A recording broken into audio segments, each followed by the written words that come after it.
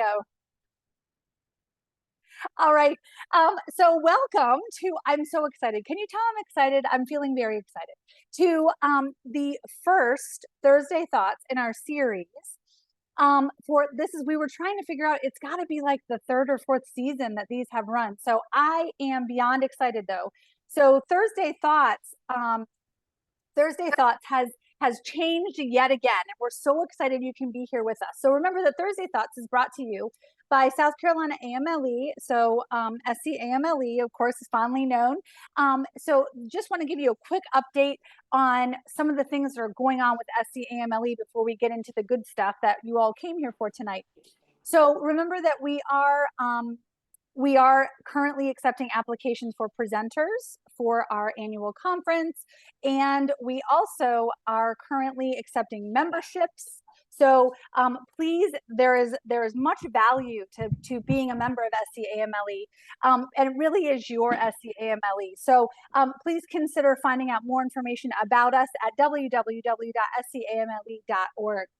Remember that the Schools to Watch, we have a very tight relationship with South Carolina Schools to Watch. Schools to Watch applications for this round are due by midnight.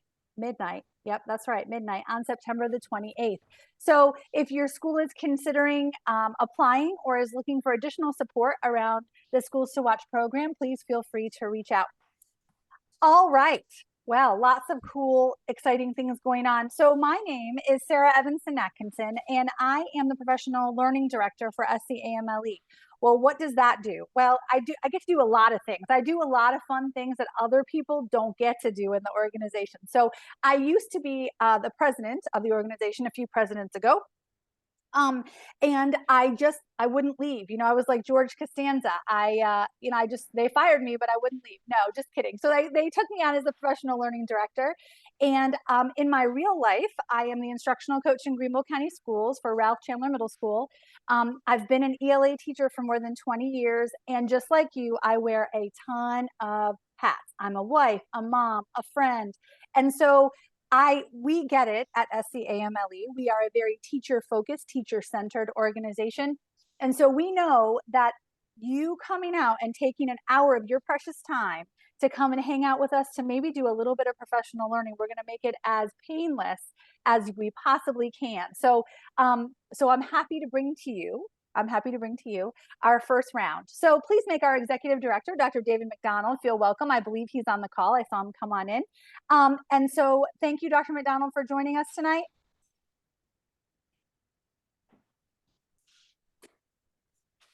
And he goes silent. The crowd goes silent. All right. Hey, Sarah. Hey, Sarah. I'm sorry. I was trying to multitask like all great educators, so I apologize. No. It's nice to see everybody tonight. We're glad y'all are here, and hopefully you will come back to all of these, and hopefully you will share these with your friends and encourage them to come again as well. We want as much participation as we can possibly get for these webinars that are scheduled all through the fall semester.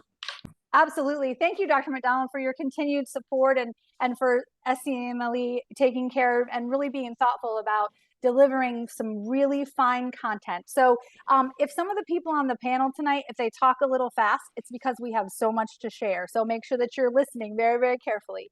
I'm not sure if I saw him on the call, but our current board president is Jeff Jenkins. And so if he comes at some point onto the call, I will be sure to point him out and embarrass him adequately. All right, so we're going to go ahead and start our conversation off with the opening days and how we work to set the tone for our students. Now, while you watch this video, and I'm going to be quiet for a moment, but while you watch this video, I want you to think about the things that you do to set the tone. And so really it's all about connection. We know it's all about connection in the opening days and then the days that follow. So watch with me, and please remember that after the video, I'm going to ask you, the prompt I'm going to ask you is, what was the thing that came to mind? What was one word that stood out to you while you were watching? It's about 3 minutes long.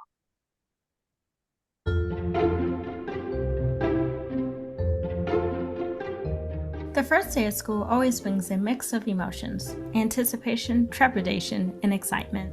Jumpstart the new year by putting intention to building strong relationships with students during the very first week. It's common for students to have anxiety during times of major transition. But when young people reflect on how they can manage and overcome challenges right at the beginning of the school year, research has shown they are absent less often, are more academically successful, and have fewer behavior issues. Give students an opportunity to journal about what stresses them out during back-to-school time. Start with prompts like, how do you feel about your study habits? What are your plans to make new friends? Grappling with these concerns right off the bat will help them develop problem-solving skills and self-awareness. Being intentional about the posters, decorations, and learning aids you choose for your classroom builds a sense of belonging for your students. Using images and examples that mirror students' own cultures has even been shown to boost grades. Do your best to make your classroom warm and inviting, a space that reflects the interests and backgrounds of your students. Try showcasing past student work to encourage a sense of ownership, and be sure to display visuals and short quotes that feature heroes and leaders from all walks of life, to let students know they are all valued learners that are welcome in your classroom. When teachers go the extra mile to connect, students are more likely to engage with challenging lessons and activities. The most effective teachers balance relationships and rigor to create a supportive and productive classroom experience. Start from day one with classic relationship building strategies like positive greetings at the door or playing the name game. Ask students to share a rose and thorn from their summer vacation as a quick way to get to know them better and help them feel seen.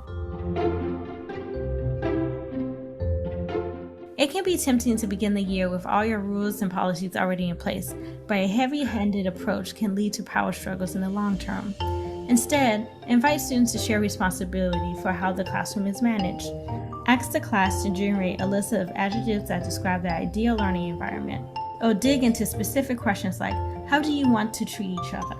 Then write up agreements together based on their answers, and display them on a poster board. This empowers students to feel ownership in their own classroom community and provides a visual reminder of their shared expectations. The first week of school is full of changes and unknowns for teachers and students. Building good relationships early on establishes the trust you'll need to thrive in the year ahead. All right. Well, thank you for that, Edutopia. So remember what I told you? I said, whoa, goodness. Okay. That made me think of, what did that make you think of? Drop your idea in the chat. We're going to take a look at it in just a second. But first, before we take a look at what you're brilliantly dropping into the chat, I want to introduce my panelists for tonight, which I'm so excited that they're joining me tonight. We've got Dr. Julie Marlowe from Greenville County Schools with us. And hello, guys. We have Elizabeth Martin from Lexington too. So Dr. Marlowe, tell us a little bit about what you do, where you come from, what you're about. Oh, in my heart of hearts, I'm a math and science teacher in the middle levels. I've taught 6th, 7th, and 8th grade, math and science, all kinds of combinations. So that's my heart of hearts. Also have served as an instructional coach. And right now I am working with the international teachers in Greenville County, helping them in the middle level mostly and some high school, but getting them kind of used to what we do here in the United States. Awesome. I can't wait to have that conversation. Can you all imagine being a new teacher from an international location? You all think you're having a rough day? Oh my goodness, Dr. Marlowe. You probably got some stories, girl. All right, so Miss Martin, tell us about what you are, what you're about, what you're doing. I am a middle school ELA teacher.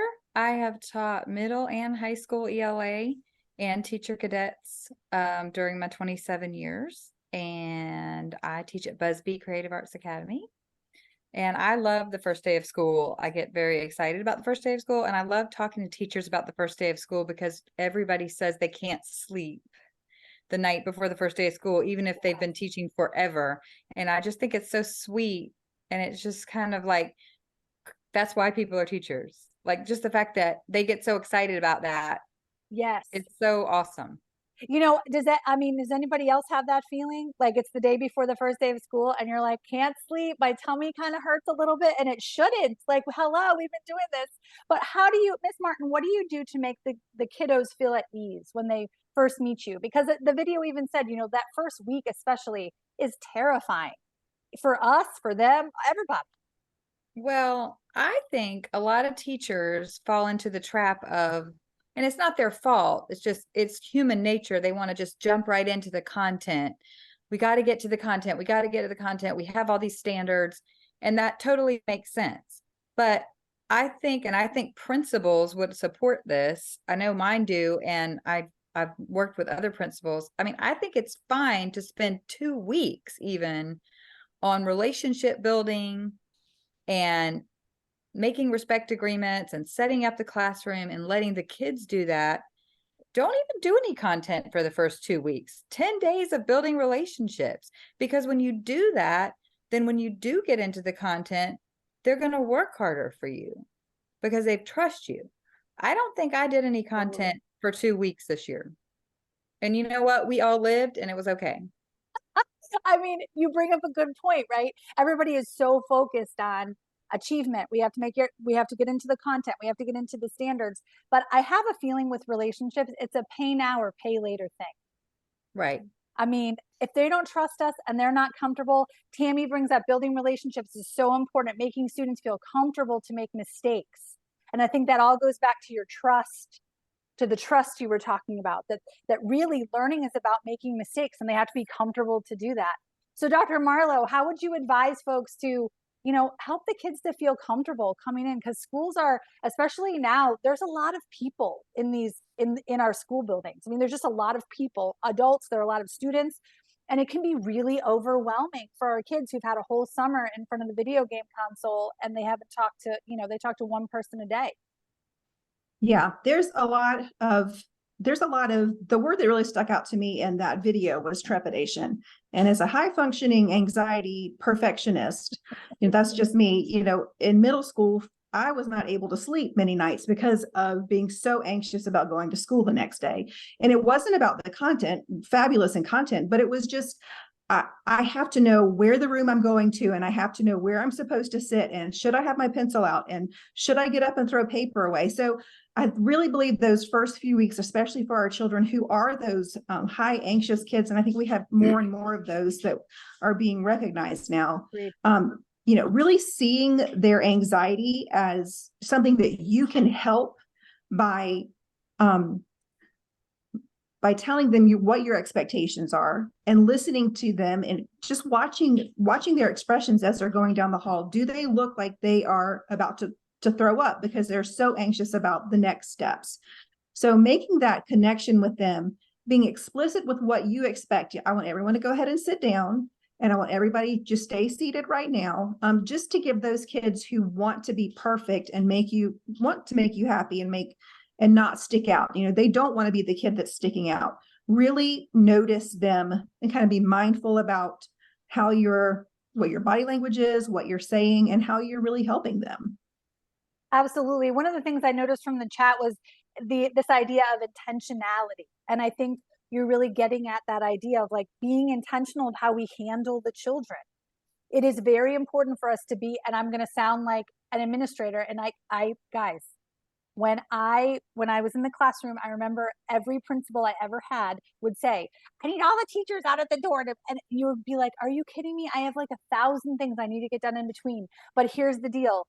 That moment of contact, those are vital moments of contact for temperature taking, right? So we are taking the temperature. We're checking to see, does that child look a little, do they have a bad day? Or is there something brewing that I need to know? Those are such important moments of contact that some of the other things that maybe we feel like we need to be doing, we could probably put those things to the side. And it's unfortunate, right? But guess what? The phone call can wait. The whatever is on fire probably can wait. So those moments of contact are really, really important. James offered making those connections, student ideas and opinions should be valued. I loved the part in the video where they talked about allowing the students to see themselves in your classroom, being able to see themselves and their identities, because guess what? Adolescents, those identities are constantly changing, right? I mean, just as often as their hairstyles do and their hair colors do and the kinds of jeans that they wear, because those ones from yesterday are so out now. It's only been 24 hours, but they so are out of style. Like that was so last week. And so here's the deal. So what do you do, Miss Martin, to make sure that your students feel like they're seen in your classroom? Well, I mean, this sounds really simplistic, but I have had students say to me, like I asked them the very first day what they want to be called, and how to pronounce their name. Okay, your name is Talia. Am I saying that right? Right. And I have students say to me every year, you're the only teacher that's asked me that. No one else is saying my name right. Why? That's such a simple thing. And it takes me a little while, and I actually write out the phonetic spelling of their name on a roster that I've printed out. I write like a long E sign over, or like the schwa or whatever, all those phonetics, because I want to learn how to say their name, Absolutely. No, I and totally agree.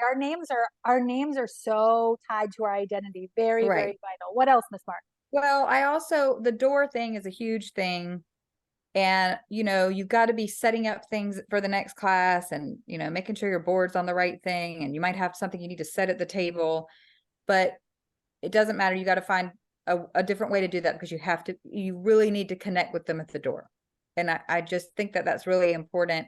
And you will learn which kids want to hug you, which kids do not want that. They want you to just high five them. They want you to smile at them. Some kids don't like hugs. Some kids want you to hug them every day. But they at least want you to say, hi, Sarah, how's your day going? Or hi, Jacoby, how's your day going? I mean, like something. And I know we all have 50,000 things to do, but it's just, you have to make it a thing. And I try to really give my kids like ownership of the classroom, like making the, rules, but not calling them rules, the agreements that how we're going to run our classroom. And I always try to call it our classroom. And I let them clean the desk, and do things like that. One thing I do is, a lot of teachers put a quote on the board every day. And I have a spot on my board that says daily quote, and it says suggested by. And I have this box, and they put a quote in there. It has to be positive. They know that. And it could be something they made up, or we go to all these quote websites, or it could be from a movie.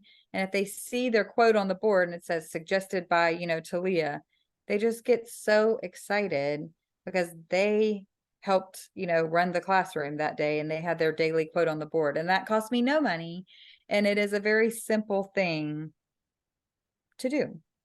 But I just try to make Love sure that. they have ownership in decorating the classroom, making how the classrooms run. And I'll ask them for ideas, and they give me ideas, and I'll do them, even if like I really don't want to, because I want them to see that they have like I know Even like, if they really don't want to have this a is pink not trash really can, I'm doing it. efficient. Yeah, this is not efficient, but Lakai said he wanted to do this, so we're gonna try this. You know what I mean? I do, and I Okay. mean, because even just for them to be their mark is left in your classroom, even if they're not there. And there's so value in that, because when they're not, even if they're absent on Wednesday, they were missed. Mm-hmm. And that's giving the kid, that's the value. You're saying that that you're giving that child acknowledgement that they're valuable.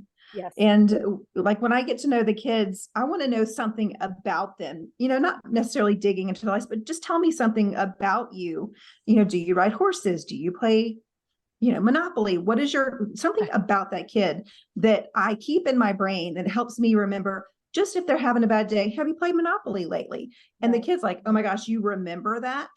And it's because children, or they don't feel that they are important. I can remember being in school feeling like I was just a number and not knowing if anybody really knew who I was. And we really need to really think about that child as, you think that child is sitting across the breakfast table from somebody who that's their whole world. So that is an important person in our world, and we need to value them as an important person, individually, not just as a classroom of 30 kids. And another thing I like to do at the beginning of the year is talk to parents and ask them, what do you most admire about your child? So I know what the parent, what their thoughts and dreams are for their child, but I can also say, your parents love that you run around the house singing, and you give value to that kid, that they really are important to you. Yeah, I love the idea, the notion, I guess, that we can be part of the therapeutic web. that takes care of the kids during this time when they feel like they're not valued, when they feel like they're not enough, when they feel like they're awkward, when they don't fit in. We can be a part of that therapeutic web, and we never have to lay hands on the child. We never have to dig into their personal business. We never have to overstep any bounds at all. We can just be one of those people who cares. And I love that idea that that we can just be, we can be one of their advocates, and we don't, it doesn't, it's not an investment of time, money. It's just being present and hanging out and paying attention and making them feel like they're somebody, which I totally love. I think this idea of inviting students to participate in the governance of the classroom is critical. And Miss Martin, you talked a little bit about this, but can you talk us through like what process do you use for this, to invite students into that conversation? And what happens? Have you ever had a situation where the kids are like, I want to have bubble gum every 2 minutes, and that's my non-negotiable, and you're like, what is this? Like, can you guys get serious? Have you ever had a situation like that, and how do you overcome that? Well, we, start out with like chart paper, and like this year I had the kids, I had one kid writing it, and we were just all saying like things. And so after we had a bunch of ideas on the board, we kind of talked about each one, and they had a couple of ones that really we weren't going to do that. You know what I mean? It was like, I so enjoy you, Elizabeth. You're like, no, we're not no, going to do like, that. but I'm like, you I don't know. And I made sure we did not do our classroom agreements until after a week, because I wanted to have 5 days of them getting to know me before. So like they already knew like I was hilarious and like, kind of, smart alecky, but not in a mean way. And so they knew Right. I wasn't going to be playing around with that, whatever. But they think I'm funny. So after like 5 days of them getting to know that, like if I had done that on the first day, they wouldn't have even wanted to say anything, So we Yeah. waited till the second week, and it was like the middle of the week. And I did have somebody say like, oh, we should be able to be on our phones the whole class as long as we're paying attention, so we put that up there as an idea, for example. But when we went back to discuss it, I said, okay, let's talk about this. Do y'all really honestly think you're going to learn and pay attention if you're on your phone all during class? And they started saying, no, we're going to try to do TikTok and we're going to be on this. And so they took it off, but I just threw it back to them. But I also think it's because we waited until we had been together a week, which doesn't sound like a long time, but I mean, you're eating lunch with them, you're walking them to their elective, you're there with them in the morning. I mean, like even if you only have them one period a day, like you're with them like for a week, it's a lot of time to get to know them on a better level. So 100%. Yeah. Go ahead. What do you got, Joe? they Let me just ask kind you a of weeded question. it out. I want to ask you a quick question. As I'm helping my international teachers kind of navigate this student-centered classroom, for that first week that you didn't have your classroom rules, what was your classroom management for that week? Well, part of it is, the honeymoon period of the first week of school. And I'm not saying that there's not going to be a disruption the first week of school, but you do have less because, it's the new year and kids are like, they're going to behave better the first week of school. And even though we didn't have, our agreements up on the board yet, you just still have to be, firm. Like, let's say you haven't made your agreements yet and you have a kid like, throw something across the room, you have to address it, even though you haven't, you can't point and say, hey, we said we weren't going to do that. And you signed this and like, hey, dude, that's not cool. You still need to address it for that week. I mean, you say like, hey, man, can you not do that? Can you just walk it to the trash can, but not yell at them, and because you're greeting them at the door and because you're letting them help you with things, you might not have your agreements set yet or your classroom governance set yet, but you're still addressing it. You can't let things go just because you haven't done that procedure yet. So that's what I would say. Awesome. Because you can't like start out trying to be all like, oh, we're not going to have any, that doesn't work. No, it doesn't work. Everyone knows Hey, that. there's no rules, Dr. Marlowe. No, We can that's just say not, there's no rules. Yeah, that's no. not a thing. Not until we write our agreements. No, that can't work. No, no, no. No. No, we have to have a certain level of decorum, right, for school. All right, so I really loved, and I hope you caught it in the video. I really loved the rose and thorn, and she talked about, and basically she in the video the presenter talked about using the rose and thorn for students to share like a good thing and a bad thing that happened over the summer as a way to connect. But I've seen the rose and the thorn procedure, whatever you want to call it, I've seen that as like teachers use that once a week to even talk about like, hey, what was one good thing that happened to you this week? What was one rough thing that happened to you, or one challenging thing that happened to you this week? And how did you overcome that challenge?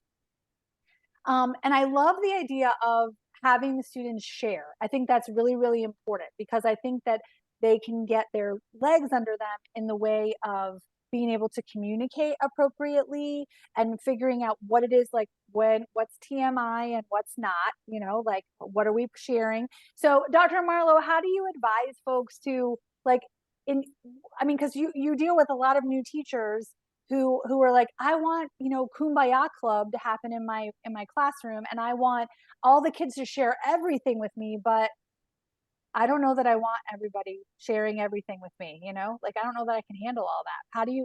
How do you tell them how to create those boundaries? Well, I think one thing is you learn your kids and you kind of do create those classroom norms. But you know, some of it can be in your phrasing of your questions. One of the things you can ask is, if you could go anywhere in the world, where would you go? And that's just something that is not really personal, like, you know, what's something that what's your favorite thing in your room?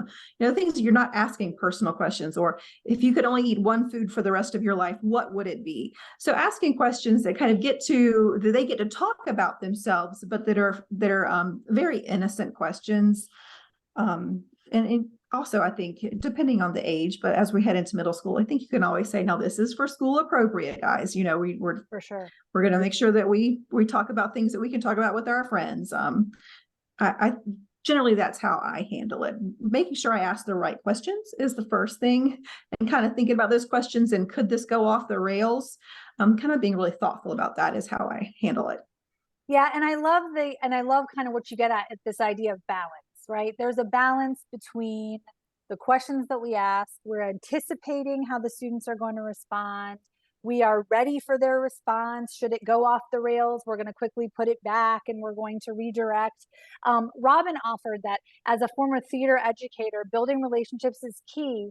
And she says that in her opinion, she thinks that there needs to be a real balance between relationships and content. And definitely not only just the relationships with our students, but also the relationships with our families. So let's see, we're going to click over here and we're going to go back to our, presentation. And I want you to take a look at this quick video. Again, it's about 3 minutes long, and it addresses why partnering with families is critical work, even in the middle and the secondary level. Because a lot of times people, you know, I've met with tons of parents who literally say to me, well, I just decided that as soon as my child went to middle school, I was tagging out. Like it was their responsibility. Now, I can respect that. I can absolutely, as a mom of 2 middle school kids, I can respect wanting to tag out, because I know my stems, guys. I don't want to study stems anymore. But this time period is more important than how engaged you were when they were in kindergarten. We just have to figure out how to engage effectively, and so that we can really partner with our families. Take a look.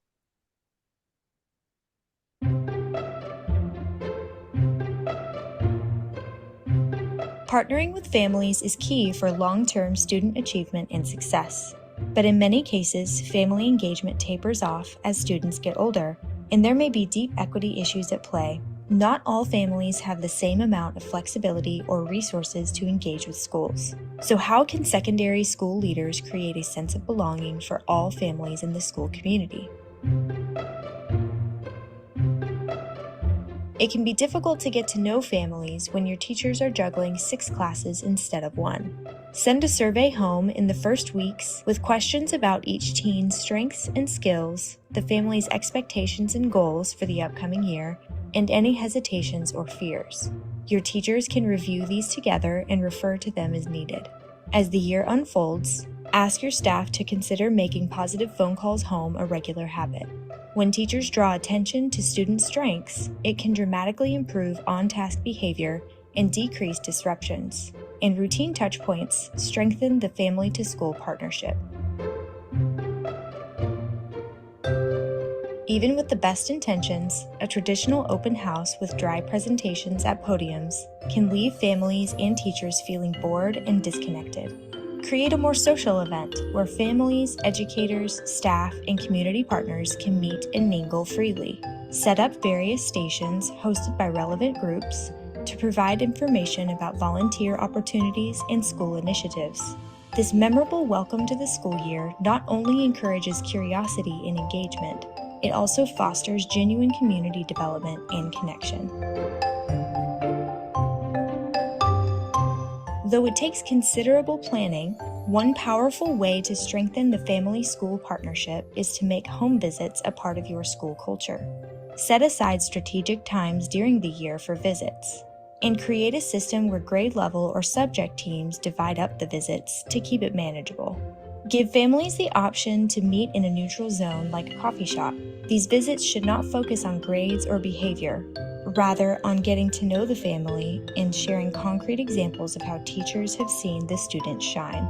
Students and families will feel known, welcomed, and connected to their school when a teacher or admin takes the time to meet them and understand more about their lives. Sustaining a strong connection between school and home as students get older is worth the extra time and effort to boost student achievement and build a more productive and engaged school community.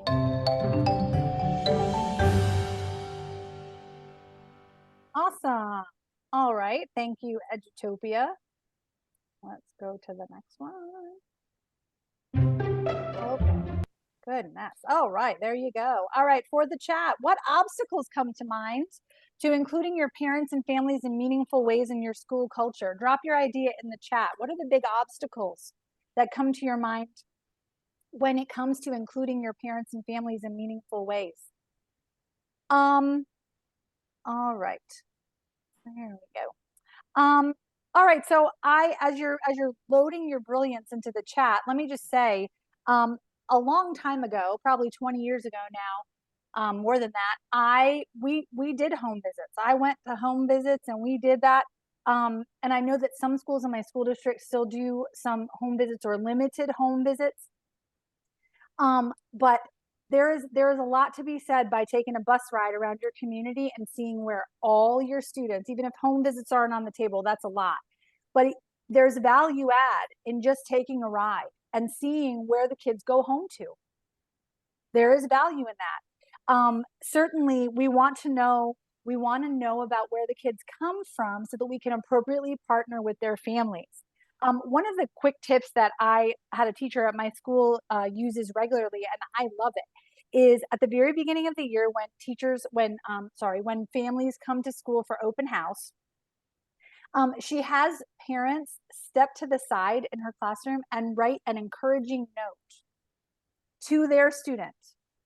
And then she puts it away and she never talks about it until that kiddo has a bad day.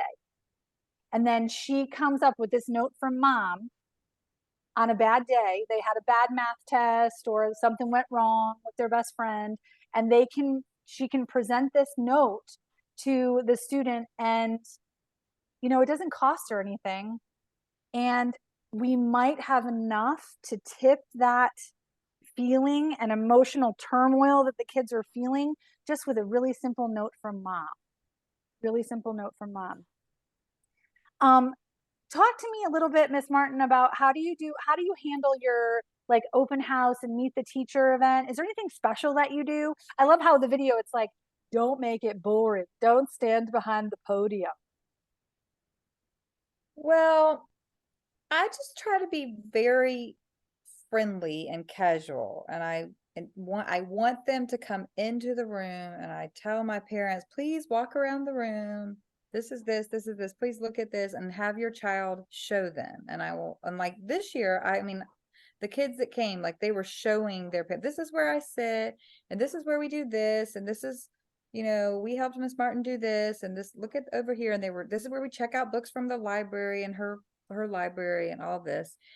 And I know like some teachers will say they're not going to let the parents in their classroom, and they just put a desk in the hall because they say that, you know, if they come in, they'll never leave. And I don't like that. That I'm doesn't sound so partnershipy. I mean, that's really, I but mean, that's, come on. but I want them to come in there because I want them to see where their child is spending their time in ELA and with me. And also, it just makes me have a better relationship with the parent if I can talk to them a little bit casually, and it's not so like, sign this sheet. And Yeah, I don't do a formal. sign in, like everybody's like, oh, we have to have I don't even do a sign in log. I'm not, you know, and everybody probably is gonna freak out because I just said that, but oh well. Don't worry, I don't think district Um, leadership is on. Your principal's on, but I don't think your I know district she is, leadership but she won't mind that I don't do that. No, I just like want them to come in and talk with me. And I have really good talks with the parents, and I don't let it get out of hand and like conferencey and I, you know, whatever, but I want them to come walk around, and I encourage Can I their say- children. I want to Yeah. say why that's so important. That so many of our parents had horrible experiences in school and have trauma from when they were in middle school. Yep. And so they have a bad feeling about what school is. So if you can get them in your classroom and they have a comfortable feeling, and you give them just that feeling that you care about their kid and no one else did when they were in school, you've already built a relationship that if something does happen, you've got to call, then they're on your side. for Well, sure. we had a child today who had lied to her mom about some things, and our team, I was like, oh, Adolescents tell lies. well, yeah. Oh, say So it. I again. was like, Oh, so her mom had come to open house, and she had come into the room, and I ended up having a really long conversation with her because it turned out like her favorite book was my favorite book, and we had this whole like conversation. So we were talking, and I was like, well, I will email her because I feel like I have a good relationship with her. And I kind of referenced our conversation at open house before I went into, hey, I need to tell you some things. And like, we've emailed about 6 times tonight, and none of it has been tumultuous or my child can do no wrong or you're making things up about. She's been very like supportive, and I think she might have been anyway, but I think part of it was because I had such a good talk with her that night. for And sure. that The happened- connection, that- the relationships Yep. fortified you. For And that sure. happened today. Yeah, for sure. That's awesome. Well, do we have, Dr. Marlowe, do you have any kind of, so I'm looking, do you have any, like, I'm looking at the chat. So, you know, Coach Goodman brings up a good point. He says, sometimes we limit ourselves. Like, we have predetermined thoughts about the community that we serve. And until we actually like open our eyes, talk to the families, understand what they're struggling with or doing well with, then what is the connection between how we view our community that we serve and, you know, how successful their children will be in our care? What's the connection that you see between those two things? So I think we do have to be mindful and careful for a couple of things. Knowing where people come from helps us understand them. You know, with my international teachers, understanding that they come from different countries, I'm understanding that they may think things a little bit differently, and just how to explain us to them or what's going on. But on the other hand, we have to remember that every person is entirely different. So, you know, and if we've taught somebody's sibling, we may have a thought of the family based on that sibling. Well, that's not necessarily true, because I know I have sisters who are 9 and 13 years younger than me. They have very different parents than I did, and we have the same parents. So, you know, really remember that while we do want to be thoughtful about where people come from and, you know, understand them and their backgrounds, everybody is their own individual person as well. Yeah, for sure. And it's interesting. One of the things I liked about the video was that, and Elizabeth, you said it too, about just being kind of casual with families, because like it's scary to come to school. I mean, we all get in the car every morning and we drive out to school and it's no big thing. And we eat our lunch there, and like we do all kinds of things at school. We're there a lot of time, the majority of the time that we are awake in a day. And the reality is that these families are not. And so when they come into our space, if we can make it kind of, to use your word, Elizabeth, casual, I think it's really disarming. And I'm going to give you an example. So this school year, at my school, we had our traditional open house and all that good stuff. And the students came and they were sort of looking around. Obviously, they got their schedules and did all the regular things. But one of the things that we did a little differently this year was that we added I got on email on Facebook. It didn't take any time. And I contacted 3 food trucks.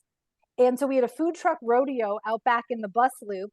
And I found a local boutique, a mobile boutique, who came out. And so our families, and I made sure that when I invited the food trucks out, that I had one food truck that was serving hot dogs for $2 a piece. So that if a family of 5, 6, 7 could come out, they could eat for $20. That was a thing. They could still participate and not spend a lot of money. And I also had, Healthy Food Greenville out there who, they were like very expensive bowls. They were delightful, by the way, but they were like, $12 or $13 a piece. And if that was what your jam was, then you go do your thing. And our families raved about being able to walk out to the food truck, go buy dinner with everybody else. That was what I heard all the time. I could go buy with everybody else. And then they came back into the cafeteria and they ate together. So it was this really organic kind of fellowship that was for the families. And these families may not see each other again for a really long time until, let's say, the band concert or the strings concert, if their kids happen to participate in extracurriculars. So I think finding those times, and even if it's a small amount of time, but having the school be a hub for being able to provide those opportunities for families to just be together.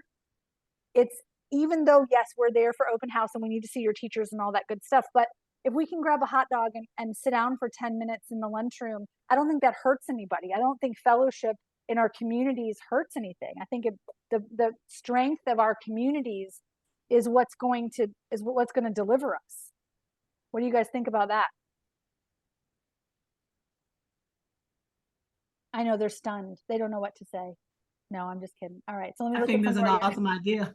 Food trucks are huge. Yeah, there So you go. Food trucks. It was easy peasy food trucks, and they loved them. They had so much fun. All right. So Carolyn offers time, transportation, buy-in. Stephanie brings up a fear of language barrier that stops us a lot of times.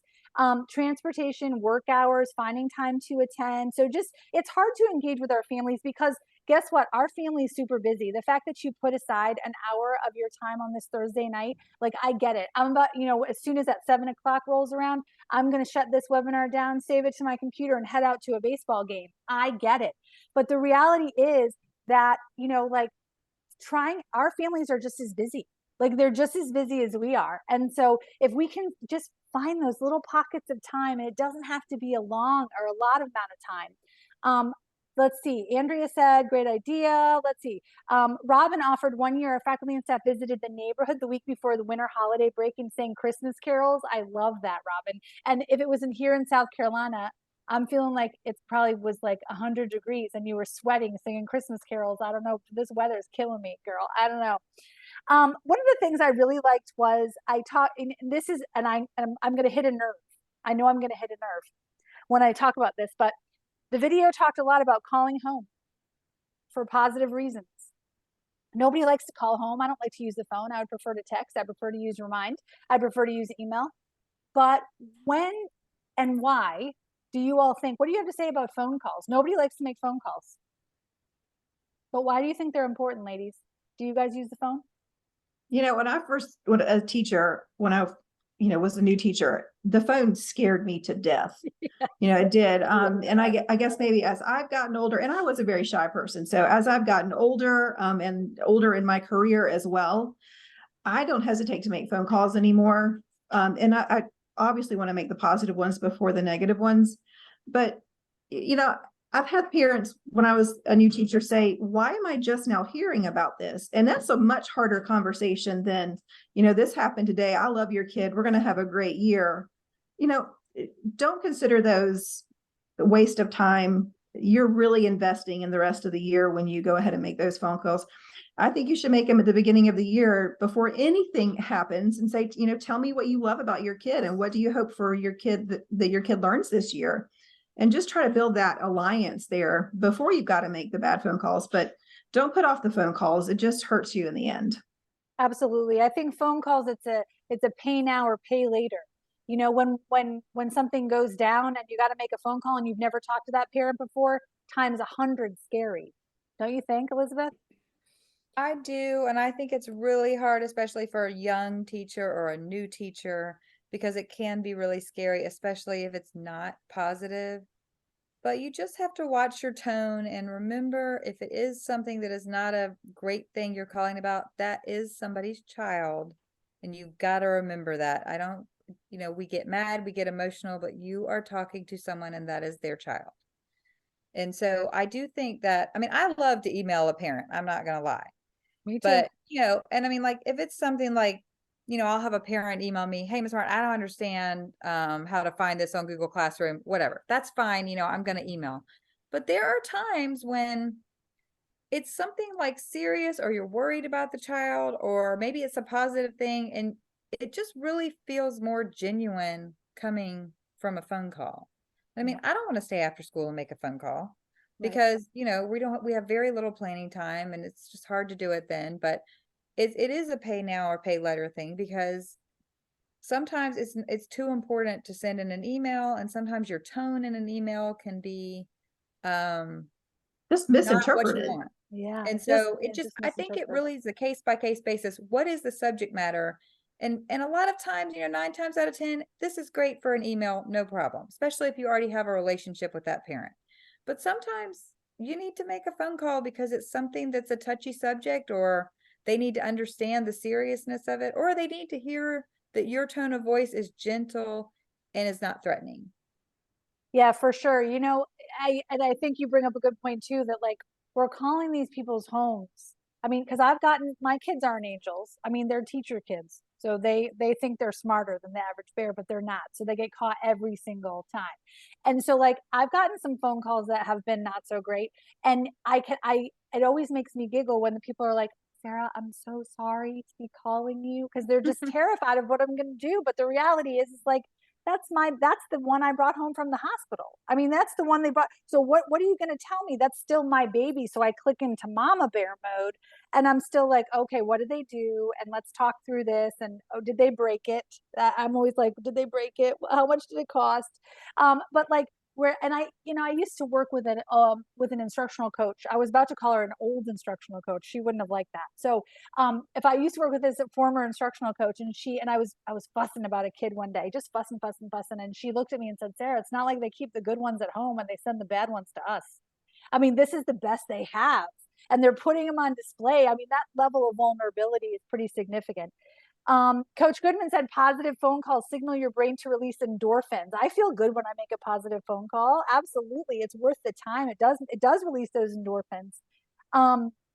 Let's see. Tammy said, I actually love to make phone calls. Our principal has each of us make a positive phone call the first 2 weeks of school to our homeroom students.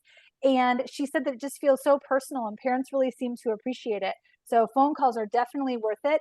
Andrea admits that she has to do better with phone calls, but she does send positive messages to at least 3 parents per week via Parent Square. So that sounds pretty cool. Let's see. James says that his team makes it a priority for each of us to make at least 1 positive phone call home a week. So now just for rule of thumb, if you're wondering, so because Coach Goodman brings up the idea about the endorphins being released and this whole like keeping balance.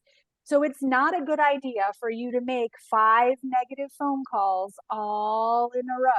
So you want to go ahead and you want to balance it out. Now, granted, if there's a situation in your classroom where you need to call a number of parents, I would definitely phone a friend and tell them that you need some help making some phone calls on your team.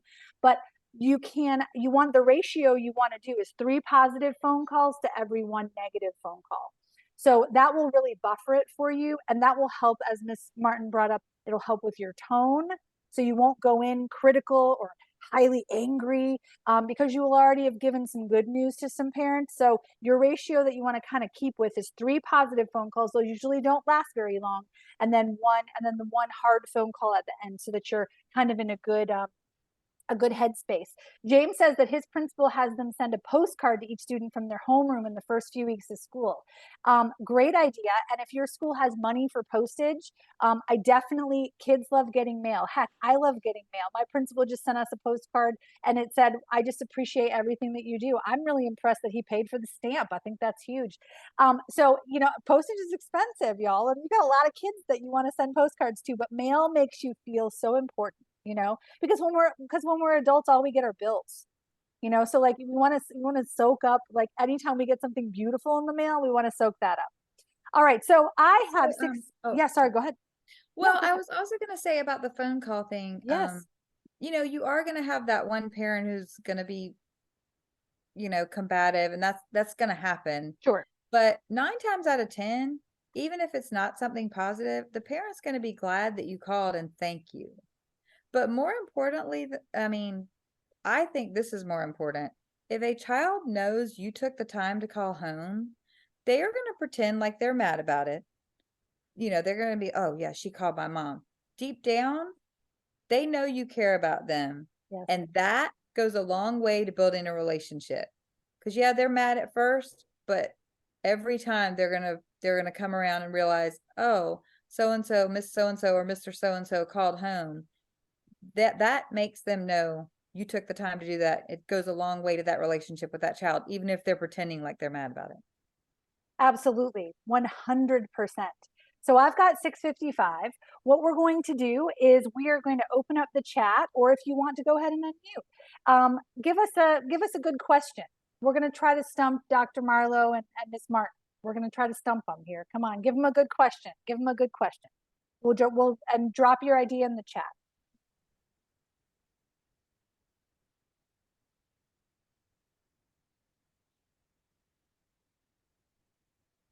So do we just unmute or You can unmute, sure. Robin, jump in.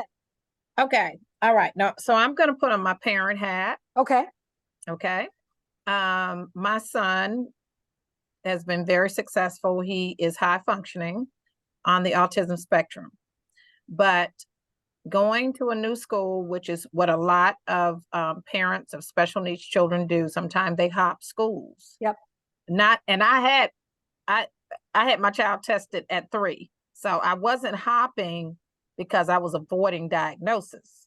Mm-hmm. I was hopping because I needed the right fit. Mm-hmm. Okay. Yep. So my question is, what would be advice for perhaps helping, we talked about bringing parents or groups together and all of that and helping people make connections. What would be your advice for, how can I say it? I felt more comfortable when I knew there was another high functioning kid somewhere in the school. I don't know. Right, so because you feel like somebody gets you and your life. Somebody gets me, and I don't have, my child doesn't have to feel, especially in middle school, because that's when he wanted to stop going to the resource class. Right. So how do we bring those parents together and still keep our jobs? Because that's such a legal situation and so tender. And I was trying to trump you now. Okay. Hey, there you go. I know we're trying to stump the chump. Well, all I can share with you on this, and then I'll turn it over to the ladies. So in my school, what we do is when we have open house, we are very strategic about the roster of those families. We contact them ahead of time. And so they meet in that classroom where they're going to be spending their time. And we've got everybody who is normally going to have interaction with that group of youngsters. We have them available, on hand, smiling, dressed like they're going to be dressed for work. And we try to create a scenario where, well, fancy meeting you here. And so mom and dads can stand and talk to each other. and the kids can kind of get used to each other and their energy. So we try to create like a chance encounter. That's probably not enough, but it's what we've done intentionally at my school. Dr. Marlowe, do you have anything to put in? Because you've been at several schools. What do you think? Uh-oh. She's Uh-oh, there we go. muted. Got Famous it. last Click the words. button. Woo! Click the button. I really just believe that having everybody understand in the school that all of our kids are all of our kids, and the kids in my classroom aren't my kids. Everybody in that school are my kids. So knowing and seeing those kids as all of ours is what I would say, that no student is just in a classroom. They're in every classroom. So for me, that's the mindset I think of as people are walking down the hall. As kids, I try to know every kid. And if there's students who have certain special needs or specialities, then kind of knowing those so that I can be on the watch out. And every adult can be on the watch out for, is that child smiling, laughing, having fun with friends, or not for that day. Awesome. Miss Martin, did you want to weigh in on that, or do I get to talk about what you're talking about in the chat over here?